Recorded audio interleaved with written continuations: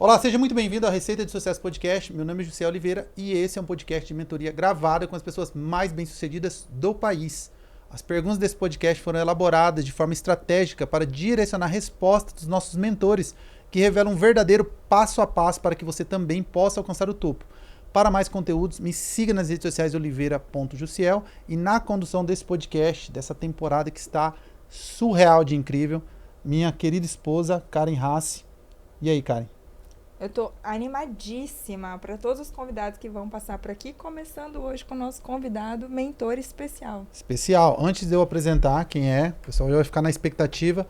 Vai lá no YouTube, Receita de Sucesso Podcast, se inscreve. Toda semana tem conteúdo com mentor novo. Então se inscreve para não perder nada. Siga a gente também no Instagram, Receita de Sucesso Podcast.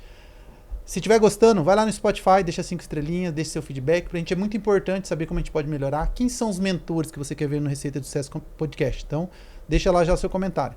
Sem mais delongas, vamos apresentar nosso mentor. Nosso mentor de hoje é Gustavo Sá, médico nutrólogo, especialista em longevidade e alta performance. Esse é um tema que toda vez que a gente traz aqui no Receita, bomba. Por quê? Porque nós estamos falando de performance. Como a gente pode alcançar ainda mais sucesso, seja na nossa vida pessoal, seja nos negócios, se apropriando de uma metodologia, né, que é tão importante, né, principalmente relacionada à parte de alimentação. Seja muito bem-vindo, Gustavo. É um prazer receber você aqui no Receita de Sucesso, junto com a gente. Bem-vindo, Gustavo. Obrigado, Karen. Obrigado, Jussiel. Vamos começar com o pé na porta aí, que a gente estava falando. Eu lembrei da frase, né?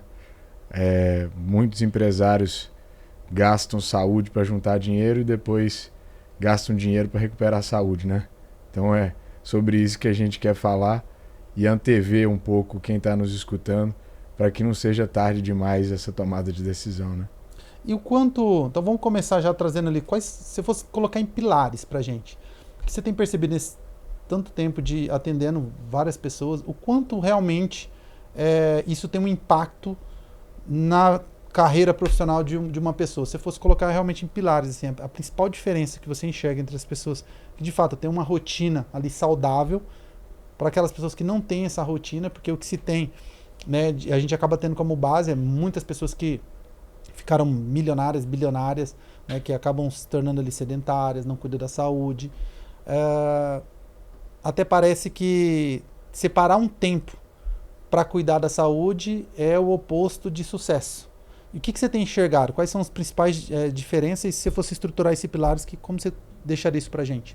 Bom, primeiro é que, graças a Deus, esse parâmetro tem mudado, né? Você pega os grandes CEOs, vamos falar aí de Mark Zuckerberg, de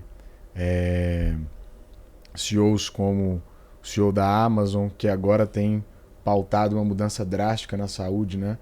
O Bezos reestruturou a sua rotina através da saúde, então esse paradigma tem se invertido. Tem muita gente que tem enxergado a alta performance associada nos seus negócios, na sua qualidade de vida. Quanto aos pilares, tem uma coisa muito interessante. Existem no mundo regiões chamadas de Blue Zones, que são as regiões de maior longevidade do mundo. Elas são manchas azuis no globo, no mapa, e existem dinâmicas que fazem com que essas áreas sejam áreas com uma expectativa de vida muito alta e com uma qualidade de vida muito alta. Uma dessas áreas fica no Japão, na ilha de Okinawa. E uma dinâmica super interessante para a gente definir os pilares, isso um estudo de Harvard também demonstrou, um estudo que ficou muito famoso, que o primeiro pilar é o pertencimento a uma comunidade. Então a gente não olha para as interações sociais muitas vezes com o caráter de saúde, mas para se ter longevidade, para chegar com uma idade avançada e bem, as pessoas que pertenciam a um grupo comunitário, a um grupo de congregação de uma igreja, a um grupo de pessoas que tinham o mesmo intuito, tinham esse aspecto de convivência como um pilar de longevidade. Então isso chamou atenção demais dentro dessas zonas azuis no planeta e dentro desse estudo de Harvard. Agora, um segundo pilar que é importantíssimo é o exercício, obviamente, né? Nosso corpo é totalmente articulado. As nossas articulações fazem movimentos e angulações que são muito evoluídas, né? E a gente foi feito para se exercitar. E muitas vezes a gente não utiliza nossas adequações biológicas, né? Nosso movimento de pinça na nossa mão. A gente precisa se exercitar, a gente foi feito para se exercitar. Nós, a princípio, fomos seres peregrinos, né? Que andavam na terra buscando fontes de alimento e água potável, e hoje a gente se tornou sedentário, né? Então, esse segundo pilar é o pilar atividade física, é o pilar exercício. Você vê que, desde o princípio, o ser humano já andava em bandos, né? Então, orquestrando e validando mais uma vez o primeiro princípio, que é pertencer a um grupo. Essa dinâmica, ela é muito importante. Terceiro, eu falo que o pilar que a gente pode seguir para alimentação é descascar mais e desembrulhar menos, que é o contrário que tem sido feito hoje, né? As pessoas mais tiram pseudo-alimentos de latas, de embalagens e descascam cada vez menos. Então, eu gosto sempre de uma analogia que é simples, que é olhar para a mão e fazer um C e lembrar que as nossas fontes de alimento vêm da caça, da coleta e da colheita. Então, se a gente pautar nossa alimentação dessa maneira, é uma maneira simplória, a gente consegue ter uma alimentação muito adequada. Porque muitas pessoas acabam se preocupando demais com o aparato quantitativo, a quantidade de alimentos, e esquecem do qualitativo. Então, uma porção de amendoim japonês, por exemplo, pequena que você belisca ali, às vezes equivale em calorias a 2 pratos de comida lotados. Então essa dinâmica alimentar, que eu chamo de consciência alimentar, ela é fundamental dentro desses pilares. E aí a gente também precisa falar de saúde mental, né? Como um quarto pilar.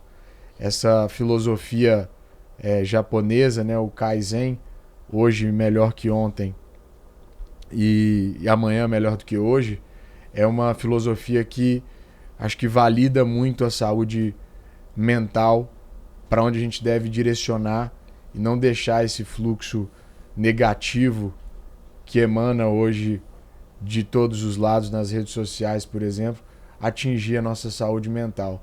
A gente tem uma geração que, dentro da comparação do que é saúde, porque o que é saúde? Para a OMS, para a Organização Mundial de Saúde, saúde é o equilíbrio entre os eixos biopsicossocial. O biológico, eu gosto de comparar isso com um carro, tá? Uhum. Então o biológico é como se fosse gasolina, calibragem de pneus e óleo. Um Fusca precisa, uma Ferrari precisa. E o psíquico é o motorista do carro. E o social é a interação entre o biológico e o psíquico. Então é para onde o carro vai. Esse processo nos mostra hoje que a gente tem uma geração de motoristas embriagados, porque o psíquico foi pro beleléu. Só que essa dinâmica, ela tem uma interseção muito forte. O biológico fala muito sobre o psíquico e o psíquico fala muito sobre o biológico. Esse terceiro campo gerado, que é o campo social, ele é dividido em 3 funções. Função laboral, que aí é o trabalho, então olha como que a própria OMS fala isso, né? Função sexual, que hoje, inclusive, se perdeu muito da função sexual do ser humano. Nós somos a geração que menos pratica o ato sexual que já pisou na Terra. Temos mais parceiros ou parceiras, mas em número repetitivo de ato sexual, pode ter certeza que a gente está perdendo e perdendo feio. Porque a dinâmica sexual que faz parte da saúde, ela está interferida pelo biológico. Sabia que, isso é uma curiosidade interessante que pode salvar uma vida às vezes, parece bobeira, mas não é.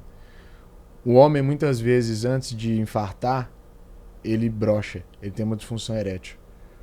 Por quê? O bombeamento sanguíneo nas artérias e veias penianas, elas são mais finas e sensíveis. Se está acontecendo obstrução ali, dentro do sistema cardiovascular, pode acontecer no coração mais tarde. Então, olha onde a gente vai com os desdobramentos de saúde, né? E dentro desse mar todo que a gente está colocando, ainda entra a questão estética, que também é considerada parte do prospecto de saúde como um todo, dentro do social, e que a gente tem que ter muito cuidado, porque muitas vezes estética é igual a autoestima, e isso é bom, mas muitas vezes esse excesso torna a estética um monstrinho bem perigoso, sabe? Caraca, incrível. Eu sempre falei, né? Que pra mim, saúde vem antes de estética. E as pessoas, pra querer, né? Às vezes invertem, né? Coloca a estética em primeiro lugar, entrando em níveis perigosos, que é justamente isso que ele tá trazendo. A gente já viu isso acontecer de perto, assim, pessoas que... Eu falo que a diferença entre o remédio e o veneno é a dose, né? Tem pessoas que superdosam ali, né, hormônios, por exemplo, e acabam prejudicando a saúde, perdendo muitas vezes a vida, né? Porque perde tudo. Então tem que ter um cuidado muito grande, extremamente importante isso que você falou. A gente precisa realmente pensar, e para a gente ter uma qualidade de vida, a gente precisa colocar tudo isso na balança, né? Para a gente conseguir ter uma melhor performance. Então é realmente colocar a saúde em primeiro lugar, para depois equilibrar ali todo o resto. O primeiro pilar era o que mesmo? O primeiro pilar é o pertencimento a uma comunidade. Pertencimento a uma comunidade. Pertencer a um grupo, ter a socialização. Tá, já vamos falar sobre isso também. Deixa eu só avançar aqui no pilar 3, que foi legal, são 4 pilares, né? São 4 pilares. Não faltou o sono aqui, onde que o sono entra? Vamos colocar o sono como quinto. Quinto pilar, sono. Pilar 3 ali, alimentação. Quando você falou ali do C. Mas até onde também eu não estou me enganando, porque às vezes hoje eu vou comprar uma fruta ou vou à caça, né? Comprar comer uma carne. Um frango, por exemplo. Um frango, e aí tem anabolizante, tem veneno, pesticida. Então, como será também que eu não estou caindo nessa cilada, achando que eu estou dentro do Czinho, que foi uma orientação sua, mas ao mesmo tempo também eu estou me intoxicando? Boa pergunta. Ficou realmente difícil no contexto atual a gente ter uma dinâmica de veracidade quando o assunto é a origem dos alimentos, né? Eu sou nascido no interior de Minas Gerais, então eu fui criado com aquela dinâmica de ter galinha no terreiro. E isso pra gente que experienciou isso há muito tempo, o gosto é diferente, né? É totalmente diferente você pegar uma galinha caipira e comer um peito de frango que você compra no supermercado, né? Essa é uma grande realidade. No entanto, qual que é a nossa visão e posicionamento? Minimização de danos.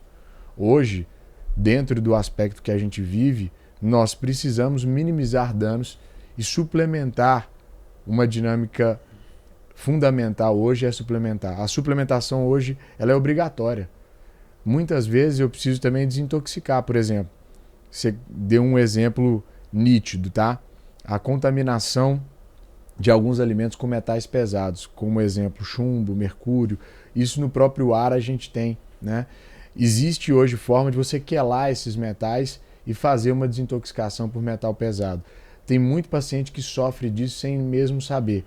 E esses metais pesados, muitas vezes, eles são disruptores hormonais. Então, o que eu estou falando? Que às vezes a pessoa está intoxicada com um metal pesado, ela tem uma boa produção hormonal, mas o modelo hormonal é o modelo chave-fechadura, onde o hormônio se encaixa em um receptor. Só que esse metal pesado, ele entope ali o receptor, é como se ele entupisse o receptor, impedindo o hormônio de se conectar ali. Isso pode acontecer com metal pesado, isso pode acontecer com bisfenol A, que é contido nos plásticos muitas vezes, em alguns tipos de plástico. Então a gente tem vários disruptores hormonais hoje que nós chamamos de xenoestrógenos, tá? Esses são grandes vilões para a gente e é difícil lidar com eles. Por isso que a nutrologia tem crescido tanto, por isso que a medicina do esporte tem crescido tanto, a endocrinologia tem crescido tanto, porque é o padrão, a padronização de doença atual. Quando você fala ali dessa dinâmica que a estética vem em segundo plano, isso é maravilhoso, porque eu sempre digo que o nosso norte é a longevidade e a saúde, e a estética é uma consequência. E você quer ver como funciona isso? Porque você consegue aliar a estética com esse padrão de saúde? Pega os greco-romanos, as esculturas greco-romanas. Tem algum gordo ali? Não. As esculturas são todas de abdômenes definidos, de corpos esculpidos. Esse pessoal viajou na maionese ou será que eles estavam esculpindo o que eles estavam observando? Eles estavam esculpindo o que eles estavam observando. Se a gente parar para pensar, dentro da cultura greco-romana foi onde surgiu o cultismo ao esporte, né? Onde surgiram as Olimpíadas, o berço olímpico, né? Então, olha só como, sem pretender essa estética, é possível tê-la como consequência. Não vamos longe. Os antigos indígenas nossos, se você pegar as gravuras e reproduções, não tem... Hoje tem, né? Mas não tinha índio gordo. Não tinha. Hoje a gente come picanha, come... E o índio não ia para academia. Como é que ele ficava com o abdômen definido? Como é que ele ficava com um corpo saudável? Então, a gente precisa parar um pouquinho para entender que, sim, não dá para voltar, não dá para regredir, nós não somos homens das cavernas, tem muita coisa que é impossível a gente fazer, mas existem princípios que a gente precisa começar a olhar com mais carinho e minimizar dano. Então, na hora de escolher os alimentos, a gente precisa ter um olhar mais crítico mesmo. No entanto, como faz isso em São Paulo, por exemplo? Como faz isso numa mega cidade? Realmente é muito mais difícil. Aí entra o nicho de suplementação. Quando a gente fala da suplementação proteica, por exemplo, o que eu gosto de passar para meus pacientes? Gustavo, quantos gramas de proteína eu devo comer por dia? Eu falo, você quer ganhar massa muscular? E acho que todo mundo deveria querer ganhar massa muscular. Pega o seu peso e multiplica por 2. Essa é a quantidade de gramatura proteica que você precisa ingerir. Lembrando que gramas de proteína é diferente da gramatura da fonte proteica. Como assim? 100 gramas de peito de frango não são 100 gramas de proteína, são 23 gramas de proteína aproximadamente.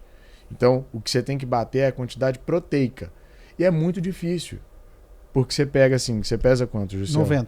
90. 9 vezes 2, 180, certo? Sim. Bom, para você bater isso comendo peito de frango... 180 gramas seria no caso. 180 gramas de proteína. Entendi. Multiplica por 2 e coloca o fator grama. Tá. Exatamente. Tá, 180 gramas. Veja, para você comer isso em peito de frango, quantos gramas ou quilos de frango você ia ter que comer? Um volume exorbitante, porque cada 100 gramas você tem 23 gramas de proteína. É verdade. Tá vendo por que a suplementação hoje é muito importante? E o suplemento, quanto que tem um scoop de um bom 100% whey, isolado? Às vezes vai ter ali de 25 a 30, dependendo da marca, de 22 a 30, dependendo da marca. Então, aí é fácil. Aí não é? Dá para tomar tranquilo. Ajuda. Sim. Ajuda a bater a taxa proteica diária. Não é que é o melhor dos mundos, tá? Não é. O melhor dos mundos seria obter isso da alimentação mesmo. Mas na rotina corrida, óbvio que a gente não pode colocar isso como muleta, mas para não ficar sem bater a taxa proteica, isso é fundamental. Tem muita gente usando Monjaro aí sem bater taxa proteica e perdendo massa muscular, a riveria. Tá perdendo massa muscular, tá indo por água abaixo. Porque não bate a taxa proteica, não faz o básico para o corpo conseguir construir músculo, entendeu? Ué, mas então não tá certo isso não, porque vamos lá, se na minha dieta lá eu tô com, sei lá, 150 gramas de frango no almoço, tô com meio scoop desse de proteína e à noite, sei lá, mais 200 gramas de carne. O resto, vamos imaginar que seja mais carboidrato. Então, tá bem longe também. Por que tá montado dessa forma? Qual que é o seu objetivo? Ganho de massa? Dá pra aumentar a gramatura por quilo de peso aí. Tá deficitário. Pois é. Aí você tem que ver. Tá gerando resultado? Tá gerando o resultado que você espera? Ou tá em efeito platô, não tá chegando tanto no resultado que você espera? Entendi. Não tá porque a cerveja não deixa. Cerveja não tem uma proteína, não? Não tem, rapaz. Só carboidrato. Esse é o meu problema. É muito injusto. E na época lá atrás não tinha cerveja, né? É um outro, acho que por isso que sempre teve cerveja. Lá atrás? Acho que é uma das bebidas mais antigas do mundo. Então o problema não é cerveja. Porque já tava, naquela época os caras tinham abdômen, então não tá aí o problema. Tá chegamos a uma boa conclusão. Chegamos a uma boa conclusão. A Beleza. culpa não é da cerveja. Entendi. Muito bom. Cara, legal demais. Então tá, vamos fazer o seguinte, cara, que eu pensei aqui, ó. Vou soltar os reclames do Plim Plim. E depois eu vou entrar nisso aqui, porque eu acho que é legal. Ó. Esses 5 pilares aqui, o quanto isso bem feito vai refletir... Antes da gente entrar no patrocínio, mas o quanto esses 5 pilares, se for bem construído e for bem feito, reflete nos resultados pessoais e profissionais de uma pessoa. Aí é absurdo. Beleza, Aí é então. absurdo. Então já sei onde eu vou pegar ele de jeito aqui. Nós vamos descascar, que nem ele falou, os Aí pilares tem- dos pilares. Aí tem case demais, cara. Boa. Case real. Tem diretor de vendas que metrificadamente começou a vender muito mais. E tem um case muito interessante, né? Acho que foi um americano que investiu na sua autoimagem, né? E quando a gente está falando de autoimagem, a dinâmica de composição corporal também conta, né? E como que isso refletiu um aumento de fechamento de contrato. Então, você está performando melhor dentro da saúde, você vai performar melhor dentro da sua atividade laboral, dentro do seu trabalho. Então, às vezes no consultório, isso é interessante. Eu chego para o paciente numa segunda ou numa terceira consulta e falo: fulano, o que mudou? Eu pergunto o que mudou. Veja, eu não perguntei o que melhorou, pode ter piorado. O que mudou? Tem paciente que me fala assim: doutor, comecei a ganhar mais dinheiro. E o foco da pergunta não era esse. E às vezes tem o paciente que foi até a clínica, fechou o protocolo por conta da esposa, que a esposa falou: não, você vai fazer. Você precisa emagrecer, você vai fazer. E aí isso começou a gerar resultado para o paciente e hoje ele tem o gosto de ir lá pagar o tratamento dele porque ele sabe que ele fez um investimento que está dando retorno dentro do trabalho, dentro da vida pessoal dele. Então, essa área é bem interessante, os resultados que a gente tem. É legal porque a pessoa se vê diferente. Eu acho que quando você tá numa forma que você não tá legal, seu sono tá desregulado, sua alimentação não tá boa, tudo reflete. Você vai atender o cliente, você não vai com a mesma disposição, você não vai com a mesma autoestima. Isso reflete diretamente nos negócios, né? Quer ver uma coisa que acontece comigo? Quando eu sou muito formiguinha. Eu adoro comer doce. Então, doce pra mim, quando eu falo assim, eu preciso fechar minha boca, a primeira coisa que eu tiro é doce. Então, eu tento me conter ao máximo em relação ao doce, porque doce é uma coisa que me deixa com sono, me deixa lenta e eu fico estufada, né? Então, quando eu tiro doce, o resultado é quase que imediato. Então, eu fico mais disposta, eu fico mais alerta, eu fico menos sonolenta, eu fico mais ativa. Como doce, parece que dá aquela, né? Então, assim, doce é uma coisa que me pega bastante. E é isso que eu vou tentando regular nas minhas dietas. Se deixar, eu sento e como uma receita de brigadeiro sozinha. Uma dieta cetogênica seria muito boa para você. Quando você produz corpos cetônicos, você melhora, porque o cérebro ele é como se fosse um rei. Ele só come o caviar. Então, ele come glicose e corpo cetônico. Entenda assim. Então, quando você faz uma dieta cetogênica, você pode melhorar a sua capacidade cognitiva, você pode melhorar a sua capacidade de concentração, a sua tenacidade, tá? O jejum muitas vezes faz isso. Eu mesmo, muitas vezes que vou palestrar, vou dar alguma aula, vou fazer alguma reunião importante, eu mantenho o jejum durante um bom tempo. Tem outras coisas que a gente consegue fazer hoje, por exemplo, o azul de metileno é uma substância, é um suplemento maravilhoso. Você pode fazer ele sublingual ou endovenoso, é as duas vias que eu mais gosto, que eles atuam de maneira muito interessante no sistema nervoso central. Então, é como se você aumentasse a sua capacidade cognitiva, é como se você aumentasse um pouco da sua atenção, do seu espectro de tenacidade. Hoje tem muita coisa para fazer. Não sei se vocês chegaram a ver um americano que está tentando viver para sempre. Sim. O Brian Johnson. Sim. Então, eu não vi. Existem dinâmicas hoje quando se fala de longevidade e a tecnologia está avançando muito. Então, dá para roubar no jogo hoje para você conseguir performar melhor. Como é que é o nome? Muito bom.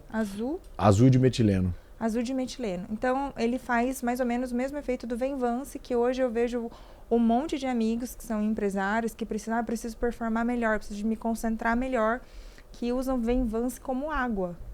Não chega a ser o efeito do Venvance, é bem diferente, tá? Porque o Venvance ele é uma anfetamina e ele tem uma... Muita gente fala isso, né? Ele tem uma similaridade com a cocaína, a molécula tem uma similaridade com a cocaína por ser uma anfetamina, mas é uma boa medicação. No entanto, precisa-se ter pudor na prescrição dessa medicação, porque o uso indiscriminado pode gerar maus resultados no futuro. Agora, no meio corporativo, as pessoas estão tomando Venvance como se fosse água. As pessoas estão abusando mesmo, e aí se torna um abuso de substância lícita, né? É uma preocupação de saúde pública, porque o Venvance ele te leva lá para cima e depois ele te joga lá para baixo, porque os seus neurotransmissores desregulam, como se tivesse um grau de euforia, no caso do Venvance, aumentasse sua produtividade, aumentasse seu foco, e depois tudo aquilo vai embora, é alugado, tá? Então tem-se que tomar cuidado. As pessoas que tomam Venvance precisam tomar cuidado com a forma da prescrição e precisam tomar cuidado para que essa medicação não vire uma muleta a todo tempo. Muito bom, muito bom.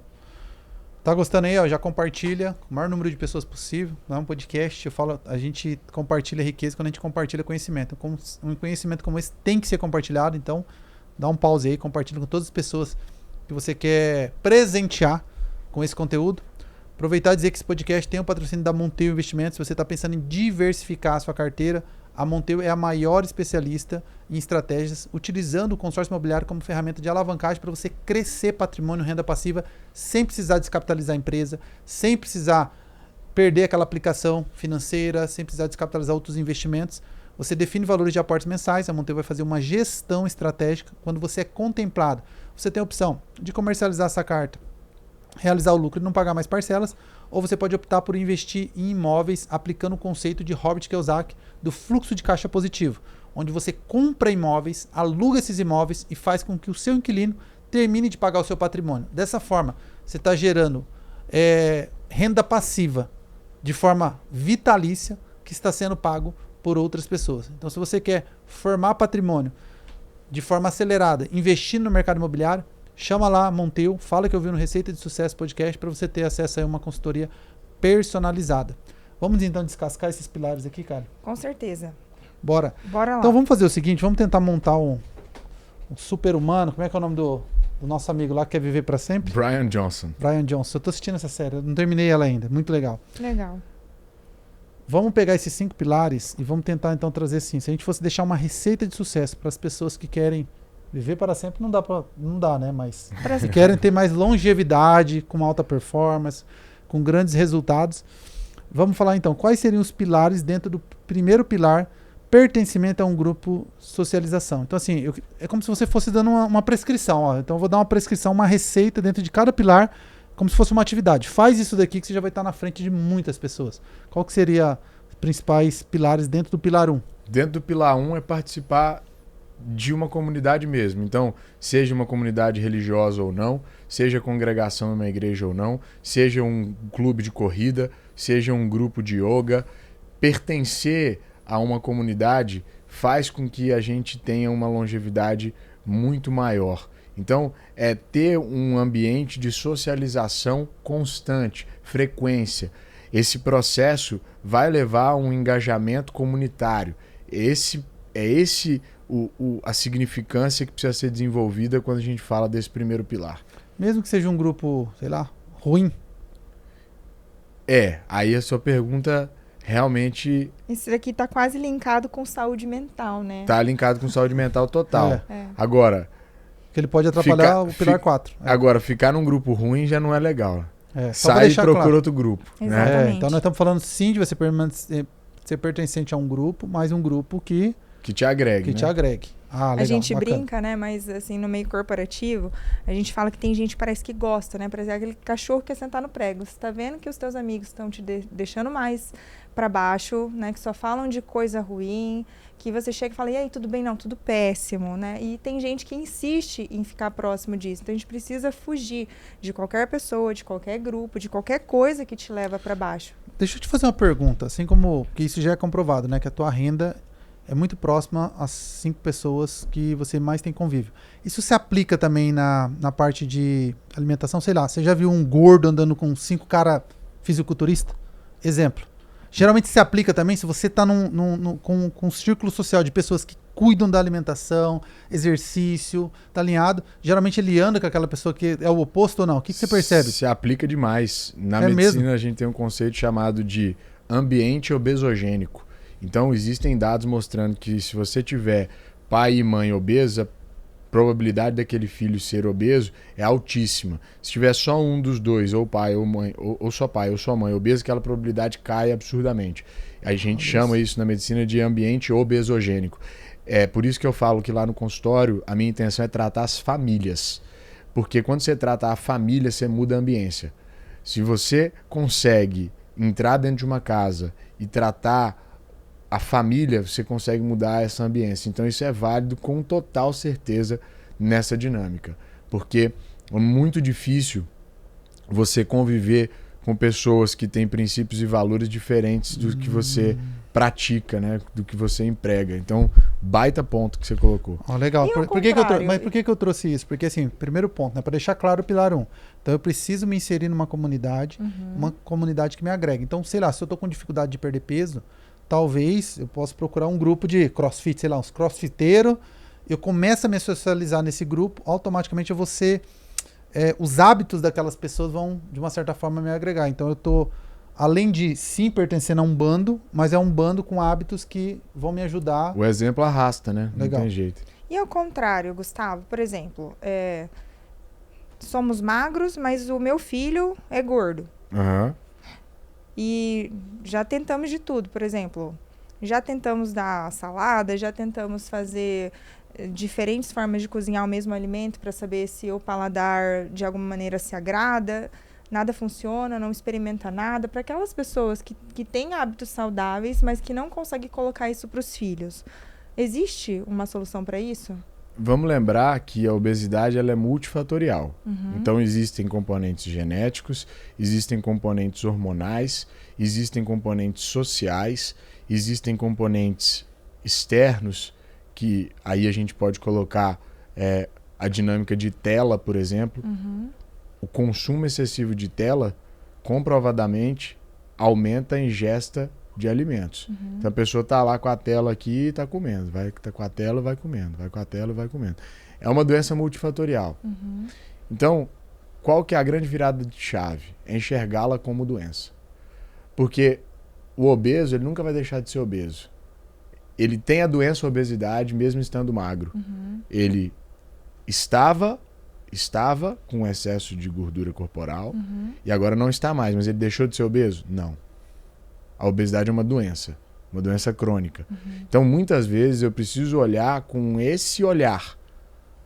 Entender que a obesidade é uma doença que tem um CID, tem um International Code Disease, que é o E66. Então, assim como diabetes mellitus, assim como câncer, a obesidade tem um CID. Ela é uma doença instituída. E eu tenho que olhar com esse caráter.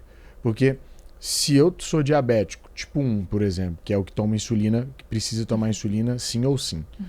Se eu sou diabético tipo 1 e eu não tomo a minha insulina, posso morrer.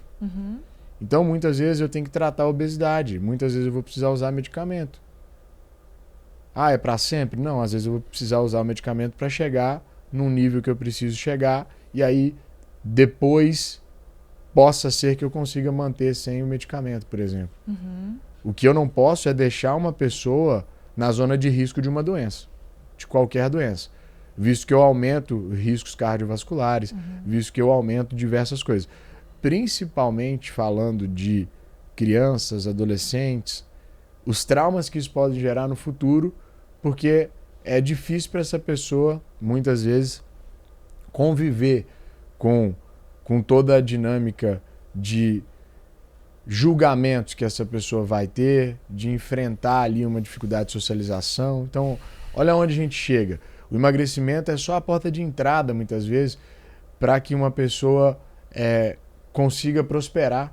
Tem pessoas que se fecham para o mundo e o mundo vai se fechar para elas. Depois que você muda a composição corporal daquela pessoa, ela consegue socializar, ela consegue fazer uma infinidade de coisas que antes ela não fazia. Muito bom. Com certeza. Muito bom. Muito legal. Vamos pilar 2, exercício. Quais seriam os principais pilares aqui para o exercício? Qual o mínimo recomendável, vamos dizer assim, né? Adoro falar disso. Por quê? A conta que eu faço é a seguinte. A semana tem 7 dias. 7 dividido por 2 dá 3,5. Tem dia pela metade? Não tem. Então, o mínimo seria 4 vezes por semana. E hoje, nós não temos mais as atividades que nossa genética foi feita para fazer. A gente fugia de onça, a gente fugia de leão e a gente caçava também. Então, a musculação tentou reproduzir de uma maneira a aumentar a longevidade uma dinâmica que fizesse bem para o ser humano. Então, a musculação ela é o pilar básico da atividade física. Qualquer outro esporte que a pessoa for praticar, a musculação é fundamental até para a prevenção de lesão. Então, eu falo, se for começar, começa pela musculação. Ah não, Gustavo, mas eu acho muito chato. Aí tem dois vieses. É melhor ela fazer um esporte do que não fazer nada. Então, se não for musculação, que é o indicado, que ela comece com um esporte que ela gosta, para que essa pessoa saia dessa zona de conforto, saia dessa inércia, e aí sim comece uma atividade física e depois a gente vai tentar convencer ela de fazer uma musculação. Mas o indicado é a musculação. O pilar básico hoje é a musculação. Quanto tempo? 1 hora?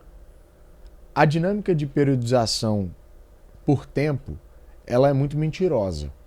Porque existem variáveis no treino como carga, intensidade, frequência. Verdade. Então, eu não gosto de padronizar muito na questão de tempo, mas uma média, 45 minutos a 60 minutos, você vai conseguir fazer um bom treino. E a partir de que idade a pessoa ela deve começar a fazer musculação? Bom, isso é uma dinâmica que muitos consensos, na verdade, não conseguem chegar em um consenso.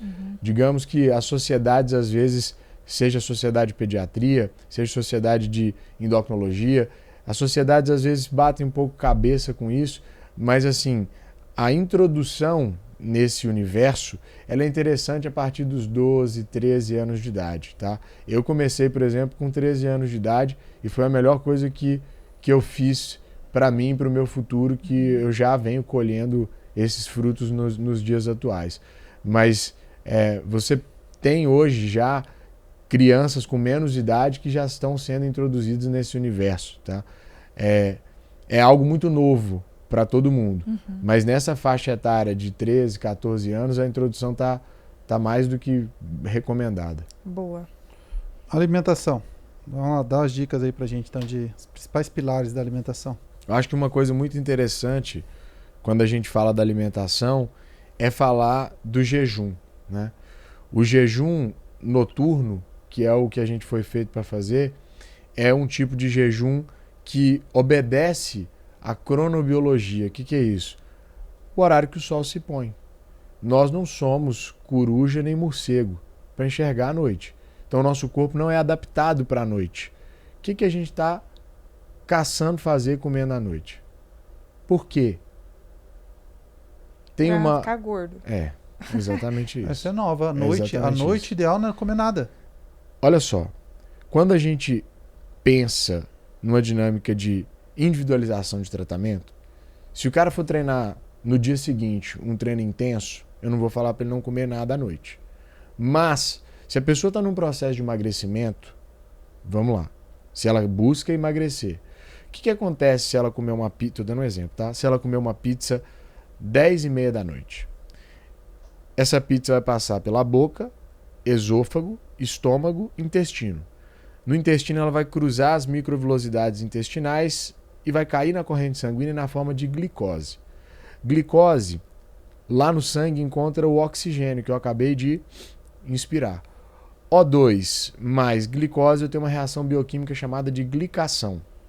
E aí eu vou abrir um parêntese lúdico aqui para explicar isso. Esse processo de glicação é como se ele gerasse uma graxa, como se ele gerasse uma cauda puxenta. Só que isso está dentro da minha corrente sanguínea. Isso pode ficar ali?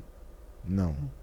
Então, Papai do Céu, genialmente, falou assim, eu vou criar um carrinho para ir lá tirar aquele açúcar do sangue. Quem faz isso? A insulina. Só que quem produz a insulina é um órgão chamado pâncreas, que agora está dormindo. Por quê? Porque o nosso núcleo supraquiasmático, que é uma região de percepção luminosa, entenda assim, essa região que fica no meio da nossa cabeça, ela mandou todos os órgãos reduzirem o seu metabolismo, porque naturalmente à noite no ser humano não é hora de se alimentar. O ser humano, à noite, ele se junta em bando. porque ele vira presa, ele não tem capacidade noturna. Onde eu quero chegar? Essa glicose subiu tanto e agora foi lá bater na porta do pâncreas. E o pâncreas falou assim: ah, você me acordou, glicose? Então tá bom, agora eu vou te dar a insulina que você quer, né? Porque você está pedindo ela. Só que eu vou te dar um caminhão de insulina. Esse pico insulínico varre a corrente sanguínea numa busca voraz pela gordura, pela glicose, perdão, e vai converter isso em gordura lá no fígado. Então, esse processo cronobiológico, ele é muito interessante porque, vamos parar para pensar, se a gente pegar a foto preto e branco dos nossos bisavós, tataravós ou avós, tem gordo na foto? Não tem, é muito difícil. Óbvio que tem um estilo de vida e alimentar muito diferente. Mas, o que eles faziam? Eles iam dormir cedo, né? A última refeição era cedo. Como que é o taxista que dirige de madrugada? Gordo. Como que é o segurança de balada, de casa noturna? Gordo. Bom, existe, pela lei, uma dinâmica que quem trabalha à noite pode ser caracterizado como insalubridade, certo? E por isso tem que ganhar uma taxa extra de dinheiro. O que é isso? Trocar tempo de vida por dinheiro. Que aí a gente entra no quinto pilar, depois a gente vai falar dele, que é o sono. Mas esse processo é replicável também com os animais. Como que o aviário faz para ganhar dinheiro, encurtando o tempo de engorda do pintinho virar frango? Deixa a luz acesa. Deixa a luz acesa e comida do lado dele. É o que ele está fazendo com a gente hoje. Deixa a luz da televisão fração luminosa azul de computadores, tablets, smartphones, e a gente vai comendo. Vai comendo, vai comendo, vai comendo, vai comendo, vai comendo, vai dando pico de insulina, pico de insulina, pico de insulina. Gustavo. Então, o jejum noturno é fenomenal para quem quer emagrecer. Mas é que para ganho de massa. Para ganho de massa. também, mesma coisa. Não, para ganho de massa já muda um pouquinho. E aí, o que você tem que pensar? Não... mas para ganho de massa, sem abrir mão de saúde, vai. Sem abrir mão de saúde. Sem abrir mão de saúde. Você vai montar uma dieta personalizada, você vai ter que ter essa dieta personalizada, porque ela vai ter que encaixar o horário do seu treino, porque você tem uma reserva chamada glicogênio. Você tem que produzir essa reserva para você estar bem no dia seguinte para poder usar esse glicogênio. Sim. Que você teve oriundo da alimentação. Então, qual que é a dica à noite para quem tem essa dinâmica para hipertrofia, por exemplo? Optar, quando for optar, por, se tiver carboidrato na jogada, carboidratos de baixo índice glicêmico. O que é isso? Batata doce, mandioca. Lindo, belo exemplo. Arroz branco tubérculos. Não. Arroz branco não. Não é que o arroz branco é ruim, tá? Mas ele tem uma quantidade de fibra muito menor, tá? E a fibra, ela gera essa dinâmica de reduzir o limiar glicêmico, tá? Então, qual que é uma boa opção? A proteína à noite é uma boa opção. A pessoa que vai errar, poxa, estou morrendo de fome. Erra na proteína. Proteína pode. Proteína o problema é o carboidrato. Carboidrato? O tipo de carboidrato e o intuito da pessoa, sabe? Mas a proteína não teria problema. Não teria problema, não. Gustavo, vamos imaginar que eu estou na empresa, eu preciso entregar um trabalho, eu tenho o hábito mesmo de ficar trabalhando até mais tarde, a minha alimentação, o que dá ruim é o horário noturno. Então, se eu for errar, eu erro comendo proteína, por exemplo, mas no caso, que nem você falou, do carboidrato, que é um açúcar. Se eu opto por frutas, é tão ruim quanto? Depende de qual fruta. Entendi. Mas só de você ter falado fruta já é melhor do que o suco da fruta. Porque quando você chupa a laranja, o bagaço tem fibra. Uhum. Quando você toma o suco, não tem fibra nenhuma. É só frutose, Sim. que é o açúcar da fruta. Uhum. Agora, isso é uma coisa interessante. Olha só como essa dinâmica mexe na economia, né? Com a chegada do Monjaro, a dinâmica dos fast foods diminuiu absurdamente a venda dos fast foods. As companhias aéreas economizaram bilhões de dólares porque as pessoas ficaram mais leves para voar, então economizou no combustível. É muito bizarro. Agora, onde eu quero chegar? Aqui em São Paulo, se você procurar pizzaria rodízio, não sei na cidade de vocês se cresceram com isso. Eu cresci com pizzaria rodízio. Não tem. Por quê? Metro quadrado mais caro do Brasil, recheio não tá barato e pessoa com carboidrato, ela come, pedaço. E churrascaria rodízio? Aí tá lotado. Porque dá lucro. Por que dá lucro? Porque a proteína é sacietogênica. Se você botar a hóstia na boca, o pedaço de pão na boca, ela dissolve. Tem uma enzima chamada amilase salivar que vem e já quebra, faz a quebra na boca. Isso não dá saciedade. Você comeu agora um carboidrato e já tá com fome de novo. Agora, pega um pedaço de carne e bota na boca. Vai digerir ali? A digestão é muito mais lenta. Então a proteína, ela te dá uma saciedade muito maior. Então, quando vier aquela fome maluca, tente optar pela proteína. Eu falo, se tem um grupo alimentar, se tem um grupo de macronutriente que não pode faltar nas refeições, é a proteína. Tentar colocar proteína em todas as refeições. Perfeito. Não tinha um estudo que cruzar proteína com carboidrato no mesmo prato, isso também era prejudicial para a saúde?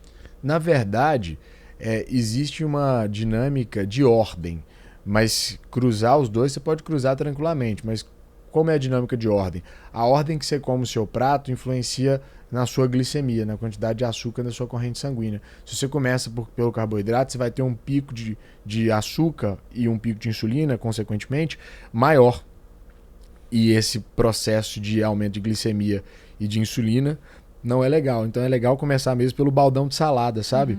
Porque as fibras solúveis vão auxiliar no processo glicêmico. E quando eu misturo os dois, como um pedaço de carne e um pouco de arroz? Aí não tem muito o que falar. A dinâmica de absorção, ela vai acontecer pelo carboidrato e vai acontecer pela carne. Então não tem nada a ver? Não tem nada a ver. Ah, entendi. Não tem nada a ver. Tá, Muito eu faço bom. isso. Como um bom brasileiro, isso que eu faço, né? Pega a carne. É lindo de e ver o arroz. prato dele, gente. Saúde mental. Os pilares aqui da saúde mental. Esse aí eu vou falar pra você que daria pra gente fazer um outro podcast só falando de saúde mental, né? Porque o que a gente tem percebido é que os pacientes que vão até o consultório buscar o emagrecimento, eles sempre trazem um problema psíquico associado. Então, o comer por ansiedade, né, tem que ser distinguido da compulsão alimentar, que é uma doença. Na compulsão alimentar, a pessoa perde o controle mesmo, literalmente, da volumetria, da quantidade de comida. Essa pessoa tem sensação de culpa, essa pessoa tem a ruminação pós-prandial, né? A pessoa fica, por que eu comi? Porque assim, vamos dividir uma coisa interessante aqui. E isso faz parte da saúde mental, porque a saúde mental está diretamente associada com a fome. Como assim, Gustavo? A principal causa do caráter obesogênico é a quantidade e a qualidade de comida que a pessoa come, né? Então tem dois tipos de fome. A fome falsa e a fome verdadeira. Vamos colocar assim. Indícios de uma fome falsa. Indícios de uma fome falsa. Primeiro, objetificação alimentar. Como assim? Tô com fome de bis. Tô com fome do hambúrguer da esquina. Não. Quem tá com fome, tá com fome. Se te botar na selva, o que der pra você, você vai comer. Então, isso é fome falsa, tá? No caso, vontade, né? Exato. 2. Então, primeiro, objetificar alimento não é fome. Não é fome. Quem tá com fome não tem objetificação alimentar. Isso é um indício de fome comportamental, digamos assim, tá? 2. Culpa pós-prandial. Então, alimentar-se é uma coisa natural do ser humano, certo? Inerte ao ser humano. Assim como fazer xixi, fazer cocô, sentir frio, sentir calor, sentir fome é uma coisa natural do ser humano. Depois de comer, se a pessoa tem culpa, se ela se sente culpada por um ato natural, essa fome muito provavelmente era uma fome falsa. E 3, mudança de atividade. Então, se a pessoa está aqui digitando e aí deu fome e ela foi agora dar uma aula e a fome passou, é porque essa fome era falsa. Esses são pontos, trigger points, para a gente comparar a fome falsa com a fome verdadeira. Por que isso? Porque a ansiedade burla tudo isso, né? Na ansiedade a pessoa faz tudo isso e essa dinâmica de saúde mental transloca para o corpo. Então você vê pessoas que, se você não tratar a compulsão dela, não vai emagrecer. E tem medicamentos hoje que tratam compulsão alimentar. Por exemplo, o Contrave, que é a junção da bupropiona mais o naltrexone. Feito para tratar a compulsão alimentar. Que é como se fosse um vício mesmo, né? Então, o transtorno de compulsão alimentar, o Venvance pode ser usado para tratar transtorno de compulsão alimentar, tá na bula da medicação, tá? é uma dinâmica muito maluca. E aí a gente já puxa o gancho, que essa dinâmica maluca de hipermedicalização também está ferrando a saúde mental das pessoas. Porque toma um remédio para dormir, toma um remédio para acordar. Então é Venvanse de manhã e clonazepam à noite.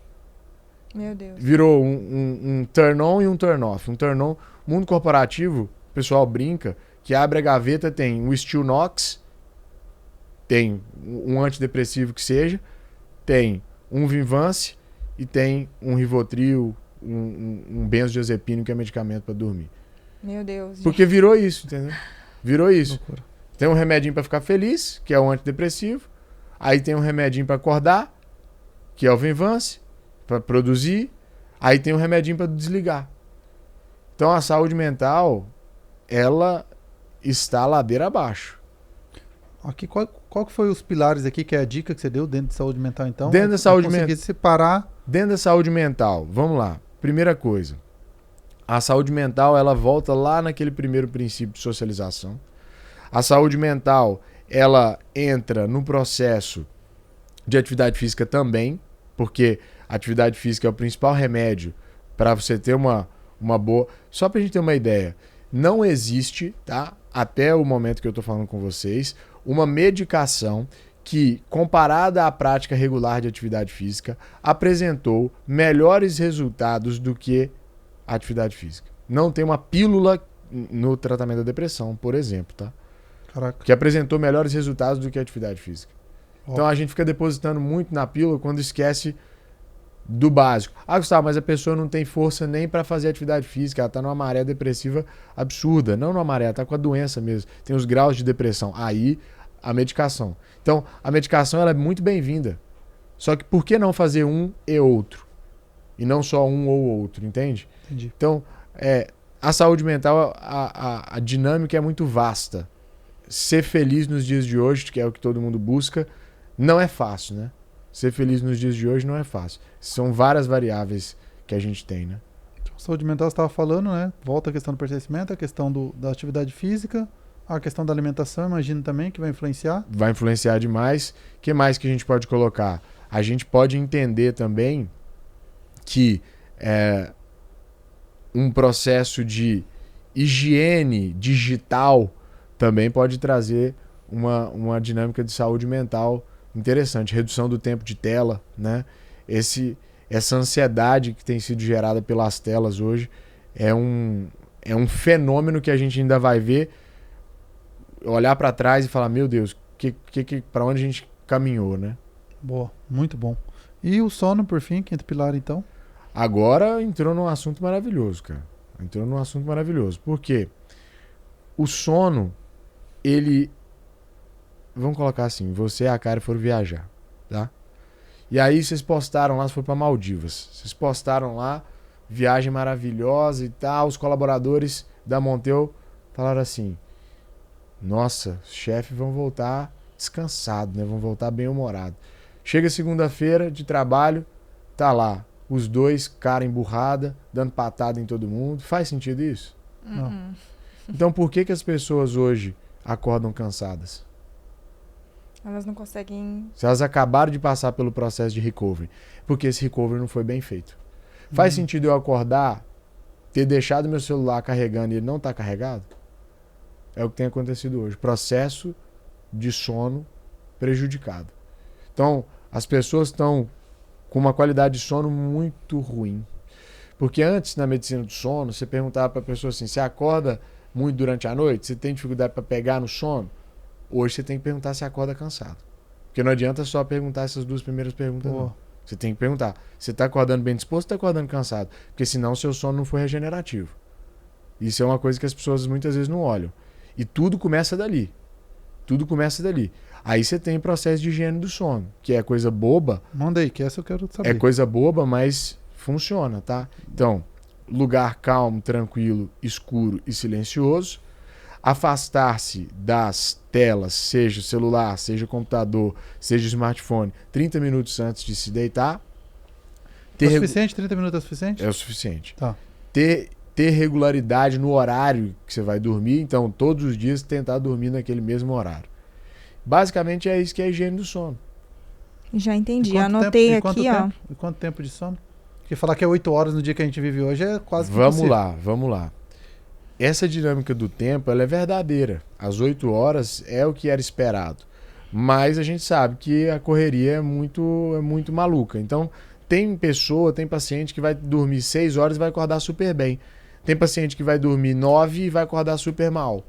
Aí você tem que ver uma outra coisa que eu gosto de olhar nos meus pacientes. A curva cortisólica. Como que está o cortisol dessa pessoa durante o dia? Porque o cortisol é para estar alto durante o dia, que é como se fosse um tapa na cara, um acorda aí, meu filho, vamos para a vida. E vai descendo à noite para o paciente ir descansando, para o paciente ir entrando no processo de reclusão já, de descansar. Tem pessoas que têm a curva cortisólica invertida. Então o paciente tem um sono péssimo. Porque é como se ele tivesse agitado no momento que era para ele descansar, no momento que ele era para dormir. Só que esse negócio de hora é muito relativo, mas ainda assim as 7, 8 horas elas são classificadas como o ideal de número de horas, sabe? Mas o sono ele tem uma dinâmica que a gente precisa olhar para o sono, como eu falei, como uma recarga. Entendi. E avaliar se a recarga está sendo suficiente ou não. Aí você tem várias coisas que você pode fazer. Você tem magnésio que pode ajudar nisso. Você tem a melatonina que pode ajudar nisso. Existem vários suplementos. Para tudo que a gente falou, tem suplemento para poder ajudar. Existem pessoas que são mais resistentes, por exemplo, à absorção de algum determinado componente? Por exemplo, já usei melatonina. E para mim foi a mesma coisa que nada. Já usei, testosterona. A mesma coisa que nada. Aí vai depender de várias dinâmicas. Primeiro, a via de administração. Então, por exemplo, se eu usar testosterona subcutânea é uma coisa, se eu usar testosterona gel é outra coisa. Totalmente diferente. Entendi. A biodisponibilidade do hormônio é diferente, Entendi. tá? Mas existe variável de cada pessoa mesmo. De ter uma resistência maior a certa medicação, de ter uma resistência maior a certo componente, tá? Existem pessoas que o que a gente chama de farmacodinâmica, né, dentro da medicina, tem as suas variáveis pessoais. No entanto, olhe sempre para a via de administração e para a dose, como a gente estava falando, né? Então, tem que ter esse zelo, tem que ter esse cuidado sempre. Qual que é a dica quando eu deito na cama e por algum motivo eu não estou conseguindo dormir? Tem algum ritual que você possa indicar? Porque isso vai comprometer tudo, né? Porque daí a pessoa vai lá e vai pro celular. Vai comprometer. Já ferrou. Primeira dica é não pegar o celular. Olha, eu anotei. Que conta carneirinho mesmo? Insistir no sono mesmo, cara. No sono? Não tem muito milagre. Entendi. Não, cara. E uma coisa que influencia, você falou 30 minutos antes, mas também talvez tem que se atentar que talvez esses 30 minutos antes foi justamente que eu peguei o celular e vi ali um problema que eu tenho para resolver no dia seguinte. Isso também deve influenciar muito, né? Influencia, só que aí é uma coisa que a nossa geração já não tem mais controle, né? A gente leva o trabalho para casa. Então não tem mais, principalmente empreendedor, falando do empreendedor ele trabalha 24/7, né? Não tem muito jeito, é uma extensão do trabalho celular. E essa dinâmica é uma dinâmica de problemática que gera um grau de ansiedade muito elevado. Eu anotei aqui, ó, me livrar do Jussiel na hora de dormir. Ele não é calmo, ele fica querendo conversar, gente, na hora de dormir. Ele quer me contar o dia inteiro dele na hora que eu vou dormir. E ele fica com o celular. Então eu sei, eu já vou me livrar de você na hora de dormir. Pronto. Já criou essa higiene do sono. A higiene do sono é tirar o Jussiel do lado. Não fica o celular na hora que eu tô dormindo, não. Não, ele dorme com o celular assim, ó, do lado. Do lado. Muito bom. Caraca, que legal, hein? Ó, conseguimos trazer Foi os incrível. 5 pilares, os pilares dentro dos 5 pilares. Gustavo, de nada adianta, por exemplo, eu procurar um nutricionista, um nutrólogo, pelo que eu entendi, sem eu levar os meus exames. Então, existe uma série de fatores, além da alimentação, além da saúde mental, que eu vou fazer, é todo um trabalho em conjunto, mas eu preciso estar com os meus exames ali em dia para medir essa questão do cortisol, o hormônio e todos os outros fatores juntos, né? Exato, você precisa individualizar a análise laboratorial de cada paciente. Então, não é para todo mundo que você vai pedir o mesmo exame. Não é copia e cola. Às vezes o paciente, através da queixa do paciente, é que você vai definir qual a listagem de exames que você vai pedir para ele. Porque aí você vai pensar que é um cunho investigativo. Para onde você está direcionando o seu olhar, tá? Não é que assim, não dá para tratar se o paciente não tiver exame. Não, muitas vezes você consegue tratar mesmo sem exame. Agora, para você fazer uma medicina personalizada, para você fazer uma medicina de ponta, você vai solicitar alguns exames que vão ajudar a sua conduta, que vão auxiliar o seu entendimento sobre aquele paciente. Então, a medicina está evoluindo muito na parte genética também. Hoje existem diversos testes genéticos que a gente consegue fazer para que o paciente possa ter um tratamento mais personalizado. Legal. Muito bom. Gustavo, onde as pessoas podem te achar? Bom, minha rede principal é o Instagram, @Dr. Gustavo Sá, e tô sempre por lá falando sobre saúde, falando sobre emagrecimento. Sou bem receptivo, eu mesmo que respondo as pessoas por lá, então por lá que as pessoas podem me achar. E esse acompanhamento é preciso fazer contigo online também ou só presencial? Não, a gente faz online para o Brasil e para o mundo inteiro. A gente tem muito legal. paciente de fora do Brasil, temos muito paciente Legal. de outros estados, da cidade de vocês, inclusive, temos vários pacientes. É mesmo? Aham. Aí, ó, bom saber já, ó. Então, fica aí a dica.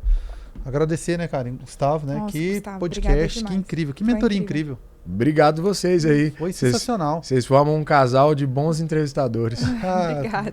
Te agradece, né? Tava na palestra lá do Thiago Reis, nosso amigo, Isso. cliente também, lá no Tava High lá Growth. dando mentoria no High Growth. E aí a gente já não perde a oportunidade, né? Palestrante bom tem que arrastar pro Receita de Sucesso Exatamente. Podcast e deixou uma Uma receita.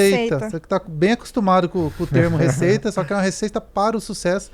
E falamos da receita para o sucesso para você ter longevidade E alta performance. e alta performance.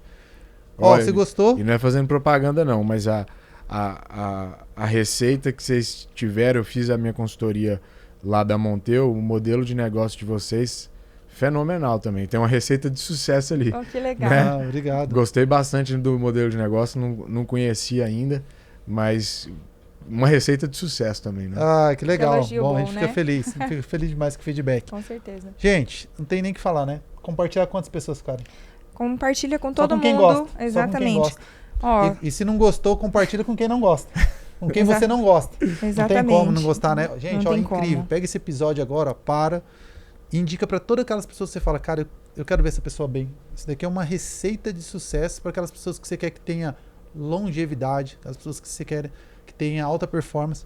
Então, um episódio obrigatório, compartilhe com o maior número de pessoas possível.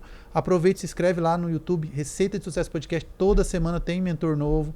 Vai lá no Instagram, já segue a gente também. Vai no Spotify se estiver gostando, deixa 5 estrelinhas.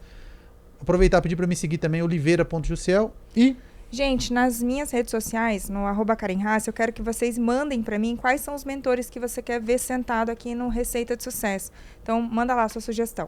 valeu, mais uma vez, obrigado pela Eu participação. que agradeço. Vamos fazer agora depois vai caber mais 5 podcasts no mínimo, um para cada pilar. Para cada né? Que a pilar, gente... né? Que a gente quer perguntar mais. Ah, com certeza. Obrigado demais Eu pela que agradeço. participação, Tá, viu? obrigada. Foi incrível. Obrigado a vocês. Valeu, tamo junto demais. Valeu, gente. Valeu, Até o gente. próximo episódio. Tchau. Tchau.